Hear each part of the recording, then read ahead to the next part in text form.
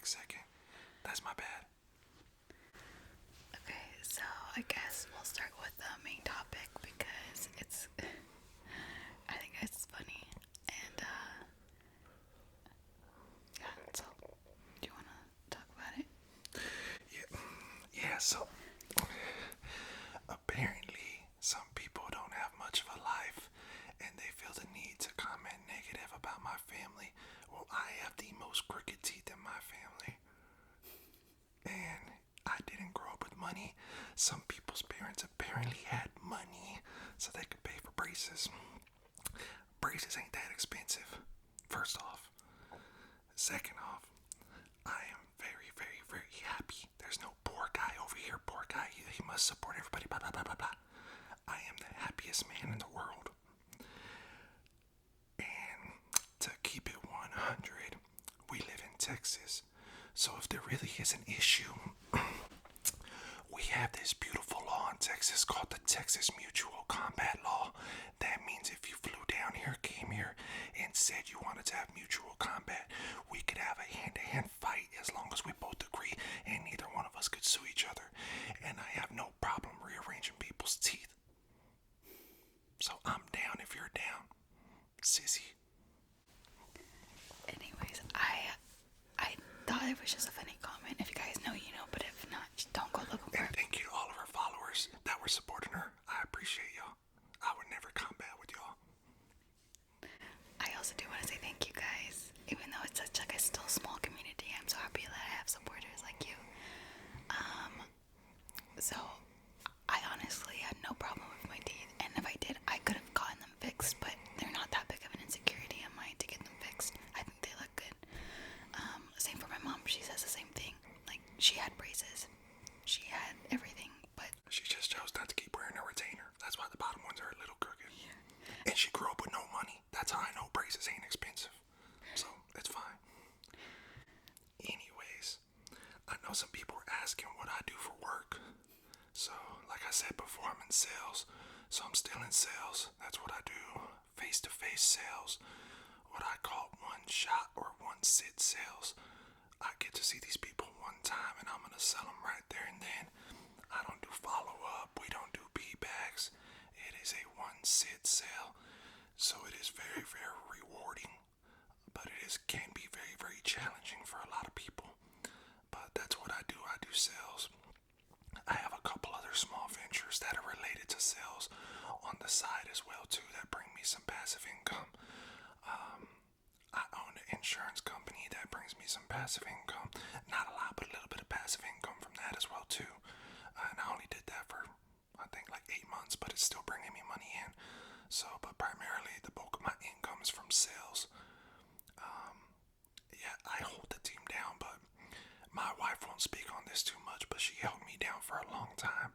I'm very, very blessed and very fortunate to have my wife because there was a time when she worked 2 jobs to support me when I was out there beating people up for a living, trying to make it to the UFC.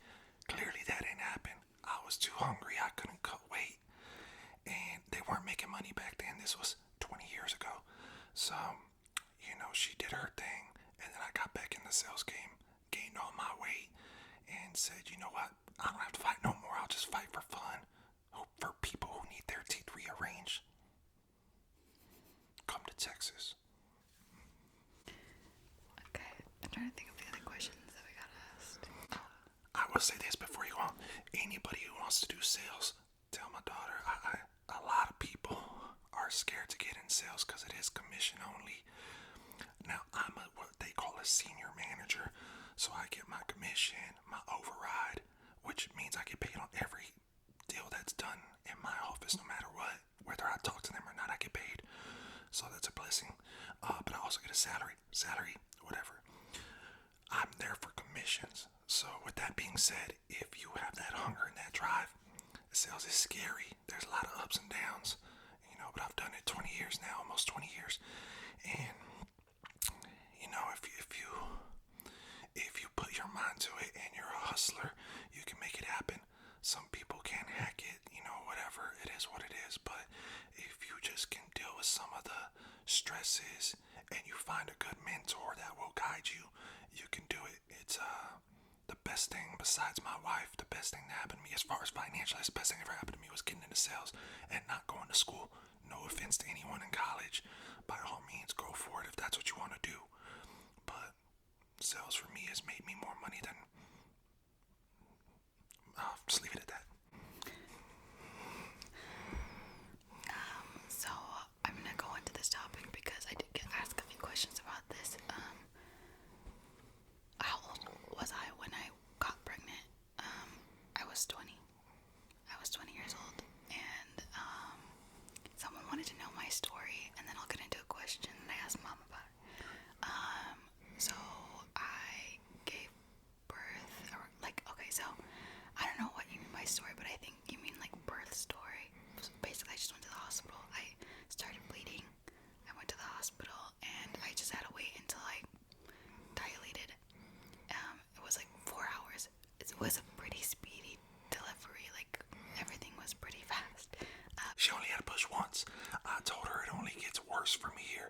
She had the easiest actual delivery of a hard pregnancy. She got sick a few times, lost a lot of weight, but the actual physical part of delivering her baby was the easiest pregnancy I've ever heard of. One push. Even the doctors were like, what the heck, you're already done. That's it. It's over. So I told her it's only downhill from there. And my grandson, he's a really, really good kid. So I think if she has another kid, it's going to be a terror. It's probably going to be a hard pregnancy. So I don't want her to get pregnant again. Well, right now I'm not even thinking about that, honestly. So, yeah, it was just really easy. I was in labor for 4 hours, and then I thought I had to pee. I was like, my mom was with me because she was the only one that could be back there with me. So I told her I really had to pee. The nurse said no because I was dilated and I just needed to go back to my room. But I was like, no, I have to be. I was actually getting really, really upset. I was like, I have to. And finally and it was my water breaking. So then after that, I was like, okay, well, I need my doctor. And she did not make it in time because, like my dad said, I did it in one push. So it was just like real fast. I didn't get to record it, honestly. I really wanted to. I didn't even get to record it. And there's a funnier story. I went home because this was like after midnight and I had to work the next day. And for that week, I was going to be the only person anywhere near my role. Basically, I was covering for some of these other guys. And anyways, so I was going to try to get some sleep. And again, pregnancies, first pregnancies especially, can last 12, 14, 16, 20 hours, 24 hours, 40 hours, whatever. So in my head, I was going to go home, go to sleep, come back, check on her before work, go to work, come back, and then maybe the baby will be there. I get a call from my wife at like 3 in the morning. I just got home like at 12:30. Like 3 in the morning, I think. She was like, hey, she's about to have the baby. Come on back. I was like, all right. So I got up, brushed my teeth, and I decided to go number 2 before, because I didn't know how long I was going to be. I was got to go to work. So I did. I'm on the way to the hospital, which is only about 15 minutes from my house. And yeah, I get a call right when I'm about to park with my wife sobbing, saying I missed it. The baby was already here.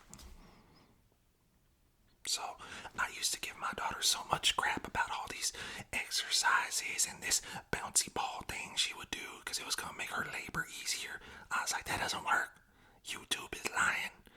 But it worked. It made it easier for her, and she had a easy delivery, quote unquote. I can't speak because I ain't never had a kid, but quote unquote easier delivery than most. And I missed it because I took a number 2. Yeah, so I didn't get to like record it or anything. I have tips, guys. Like a raspberry tea is really good to like help deliver. So if you guys need that, raspberry tea for sure with coconut water, that's really good. Make sure to get a yoga ball. That helps to do like your stretches and stuff. And then if you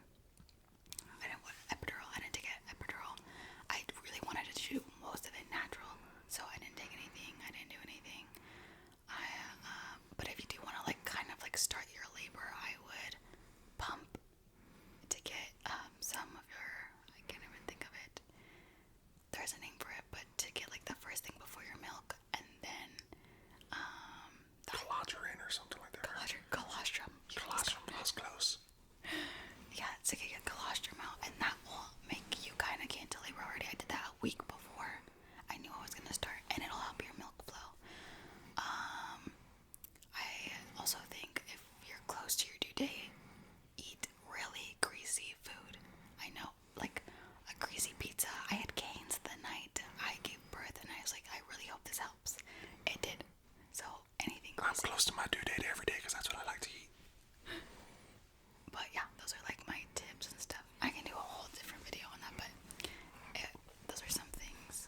But oh yeah, this was what I was gonna go into. How did you feel when you found out I was pregnant? Man, that's a lot. So obviously, we look at babies like they're a big blessing because they are. But my daughter was not married, and I think y'all asked about faith. We're Christian. We believe in God, Jesus. So, we don't judge anybody whatsoever. So, if you have a baby out of wedlock, whatever, as long as you're happy, I don't care. But I did hope as a father that my daughter would be married first, and a happy marriage at that, before she had kids. And, I remember we had just got home from church. I was trying to watch the boys play some football, which, if you're a Cowboys fan, you already know this is an emotional day, because we're either going to win and look really good, or we're going to look really bad. There's really no ever in between. Get our hopes up and then our hearts broken. That's the usual. Anyways, so I'm waiting to watch some football.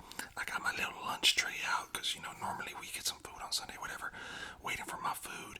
And I'm just sitting there with my lunch tray out, watching some football. And I'm thinking, man, my daughters are upstairs. My wife hasn't come out yet. And I figured they were changing from church clothes. I was like, what is taking them so long? Whatever, I'm gonna watch football. And then my wife comes down first, kind of has a weird look on her face, and she's like, hey, your daughter's got something to tell you.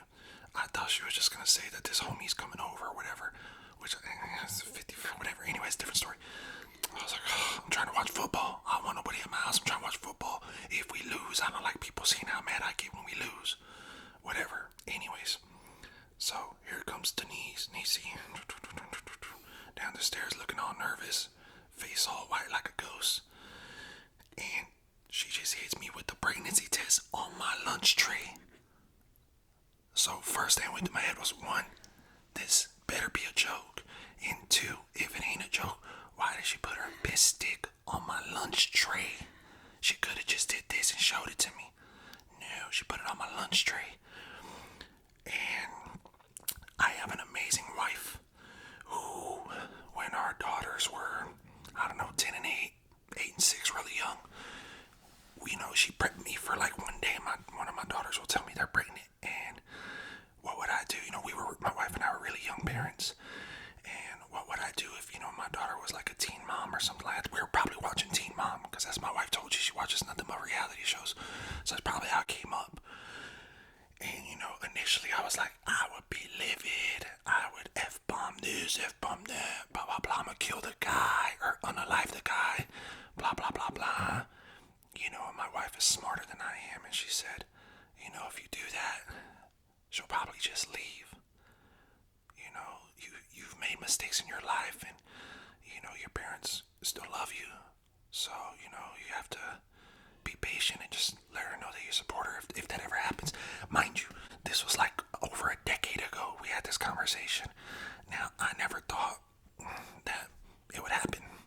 I trust my daughter completely, and it is what it is. Mistakes happen. And so I remember in my head I was like boiling hot. I was real mad. So I said, I need a minute. I walked upstairs, and I'm gonna be honest, I was shadow boxing like I was mad like this, when hit in the air, so mad, and I went like that. And then I think I sat in this I have like a lounge chair in my master bedroom besides my king bed. I also have a lounge chair on the side because I have a big room. That's just a little dig about somebody saying I was poor. Anyways, I sat there and I cried a little bit, and I thought to myself, I'm really angry, I'm really upset, but if I go tell her I'm angry and I'm upset, that doesn't change anything. That doesn't change the fact that she's pregnant. It doesn't take back, the mistake, whatever, accident, whatever you want to call it. So I just came downstairs and gave her a hug and told her that I loved her and we'll figure everything out. And that was that. And my grandson's been one of the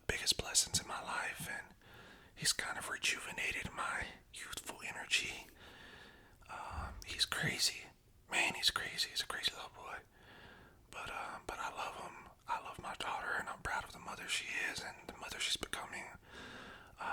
But yeah, it was a whirlwind of emotions. A lot of that, and even during the pregnancy, like there were still those moments, where I was like, man, not my niece, unbelievable. But it is what it is, and what do? We live life and we just count our blessings and be thankful and grateful. So yeah, and it's worked out amazing. Yeah, my grandson was actually born. It's my first only grandson, our only grandchild, but my first grandson was actually born on my grandfather's birthday, and I'm his first grandson, so it's kind of cool how that worked out, So my grandfather's passed away, but so he didn't meet him or anything, but it was really cool, like how that happened. So that ties into another story. So when my wife had her brain aneurysm and surgery was gonna happen or whatever, maybe like a day before surgery, I don't remember, but she was extremely nervous, scared for her life. And doctors, they don't always help because they give you every possible scary scenario ever, as I'm sure they're required to. So anyways, I remember driving to work and I kind of just had like a blank moment where apparently I was still driving, but like time kind of stood still, if that made sense. And I remember it was a real stressful night the night before for my wife. And I remember her telling me she just wants to be alive to see her grandson. And I'm like, you're gonna be fine. You're gonna be fine. That's what you do as a husband. A spouse, supportive person. A partner. You do that. You support them. Try to make them feel better. But on the way to work, I was freaking out too. And I was nervous. And right as I was getting ready to pull in, I had this like blackout moment, and all I saw was my grandfather, and he was holding my grandson. And I obviously hadn't met my grandson yet because Niecy was just pregnant, but I knew it was him. And he said, "Tell Liz everything's gonna be okay." And he said I got mijo, which for those like us, no sabo people or white people, whatever, non-Spanish speaking people, mijo means like son, little boy, whatever. Like it's a term of endearment, like son. I got mijo. Everything's gonna be fine. Tell her she's gonna be fine. And like it gave me a huge sense of comfort. And then, like I said, to be born on his birthday was so remarkable to me. And my grandfather was very, very important in my life. So it was really cool. So it all worked out for the better. I was angry at first, but it worked out for the better. Someone asked about the tea on why I'm a single mom. I cannot really talk about it right now. Just for like certain reasons. Maybe on the Patreon. Maybe on the Patreon for sure. But I just really can't talk about it. But I'm a single mom. Yeah. So that's all I can really say at the moment. And it is what it is. If this thing pops off for her, great, whatever. I make a lot of jokes about getting her off the payroll, but it is what it is. I could not work for years. We could move to a different country, not work for years, and we'll still be fine. I'm very, very blessed and fortunate. So, and again, anybody who wants to get into sales, I'll help out anybody, but you gotta be hardworking. I do not mind. So some people say like, you're either born with it or you're not. That's not true. Salespeople are made, they're not born that way. So, some of the best people I've seen that make 7-8 figures in sales, they are like the most introverted people in the world. They hate people, but they do really well in sales. They know when to turn it on. So, yeah, you could do it.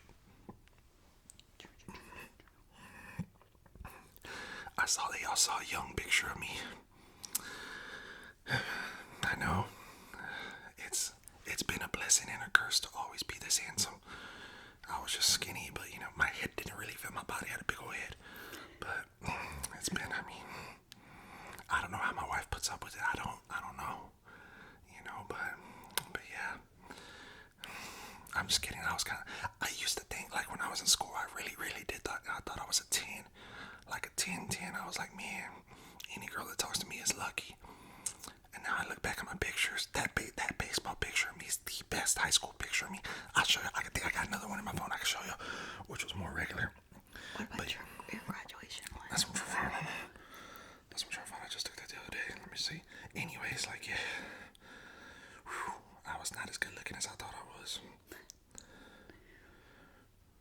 y'all real quick. Real quick. Don't be screenshotting this either. With the blonde Goku hair. This was like late 90s. I mean, I was setting trends back then. Setting trends. And I thought I was fire. I've seen worse pictures of me than that though. Like I thought I had a six pack and everything. I didn't. I just kind of had a flat stomach. I didn't even have a six pack. I swear I had a six pack though, but I saw a shirtless picture of myself the other day from like my sophomore year. Not a good look. So I'm very, very lucky to get my wife. Was it the one with you dyeing your hair? Yeah, I was dyeing my hair maroon that time.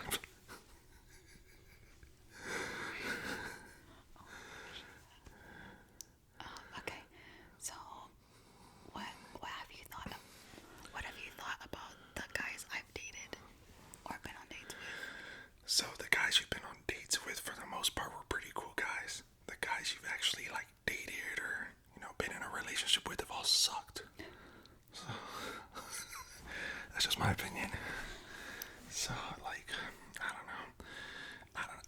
I mean, I can't say much because this is probably a whole other video one day. But my daughters both told me that based on what they've heard about me from my wife, myself, I'm very honest about my past with my daughters, that I was an F-boy.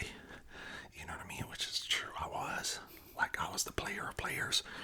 So, how my wife stayed with me, I have no idea. Anyways, that's a whole different story.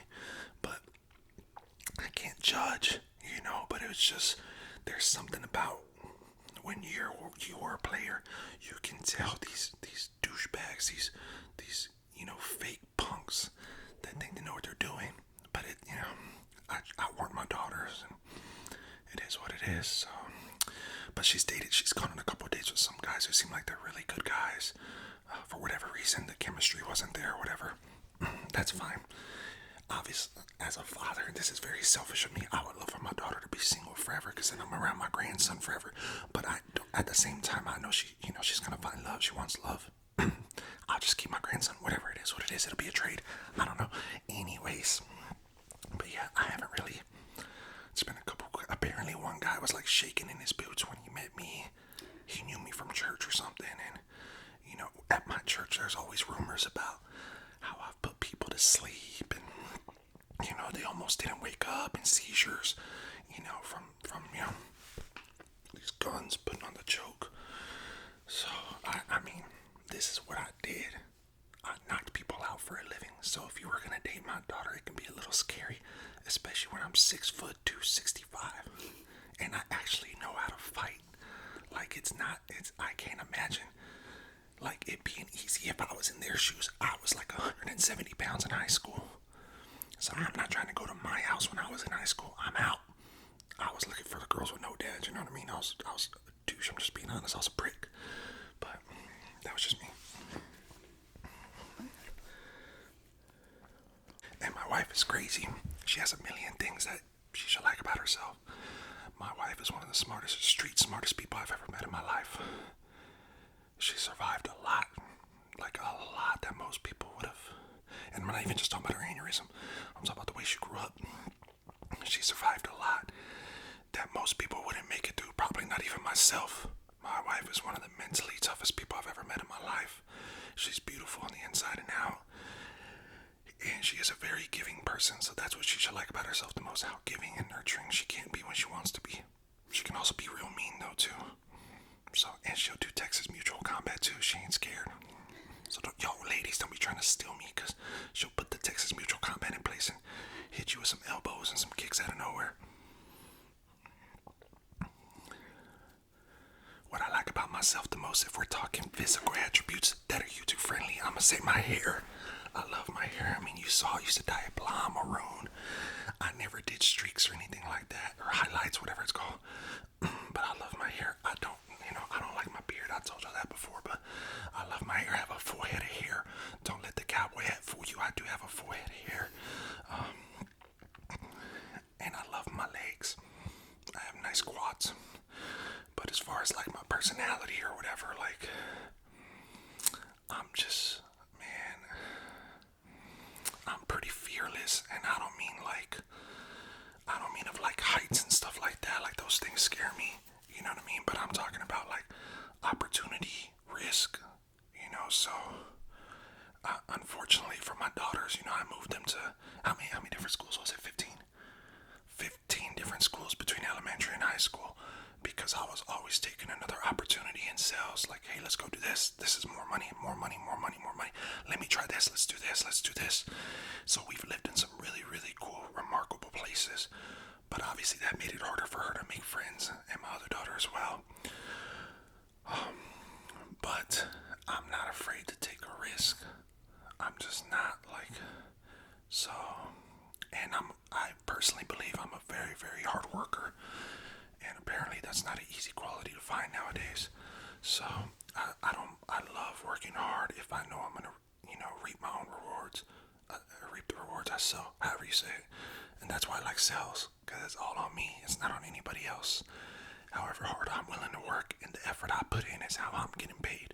Now, once you get into leadership roles like myself, it's a little different, but it still goes back to the effort you're putting into your team. So, and pick a good partner.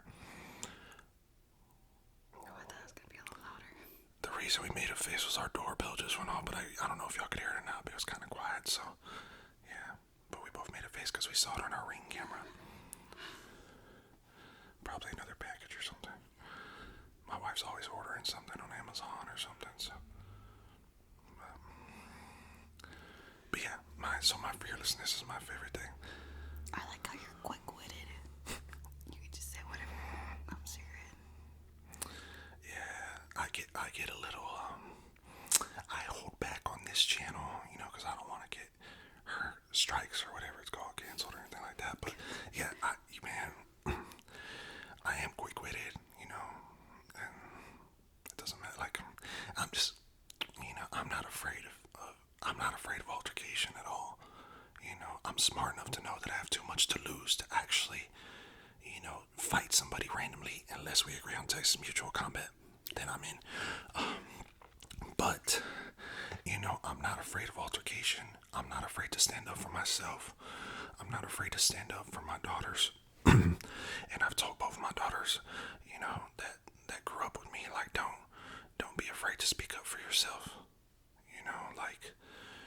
Especially women, and I mean this respectfully. I really do mean this respectfully, but I'm not one that, and it's probably because I'm in sales, I'm not one that necessarily dives into the whole, people getting paid based on their gender or whatever. I don't know those stats. I don't really know that stuff. But what I do know, and I've seen it personally, is men do take advantage or attempt to take advantage of how they can talk to women in a certain workspace. And one, that doesn't fly wherever I work. I don't let that happen. But two, I've told my daughters, I've told my wife, I'll tell any woman, you speak up. That doesn't make you a P word. That doesn't make you mean. It doesn't make you aggressive. You speak up. You know what I mean? If these guys are seeing what's the right word? A not work friendly joke that is offensive, and they're trying to say it like you're not gonna get it, one of those types of jokes, ask them to explain it, and watch how weak these guys get.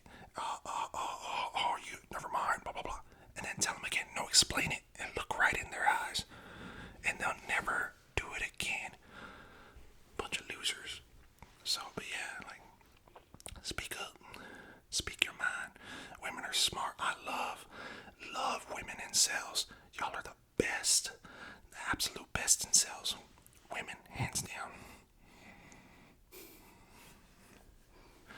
Alright, so do you have anything like last words? Last words is, again, please do not hesitate to reach out to me if you have an issue. We could do Texas Mutual Combat. I ain't afraid. But no, I mean, all jokes aside, well, that's serious, I'm not afraid.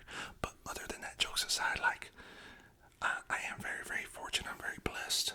But I know for a fact, if for whatever reason I lost everything, my wife would not hesitate to have my back and get back to work with me, and we'll build it all up again. Because if you built it once, you can build it again. Believe in yourself. School's not the path for everybody.